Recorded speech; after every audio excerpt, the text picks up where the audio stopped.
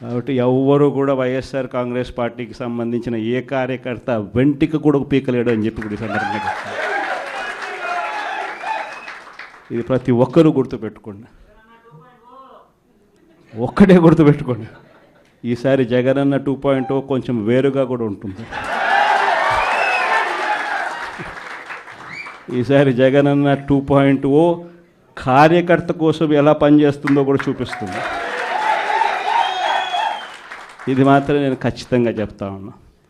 ఎందుకనంటే జగనన్న 1.0లో బహుశా కార్యకర్తలకి నేను అంత గొప్పగా బహుశా చేయలేకపోయి ఉండొచ్చేమో. ప్రతి పథకము ప్రతి విషయంలోనూ కూడా మొట్టమొదటిగా ప్రజలే గుర్తుకొచ్చారు. ప్రజలకు మంచి చేయడం కోసమే నా టైం కేటాయించా, నా తాపత్రయపడ్డా, ప్రతి విషయంలోనూ దానికోసమే అడుగులు వేశా.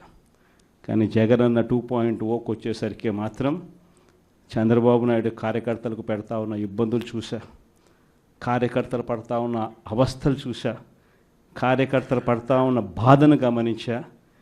వీళ్ళ కోసం గట్టిగా మీ జగనన్న ఉంటాడని సందర్భంగా గట్టిగా చెప్తా.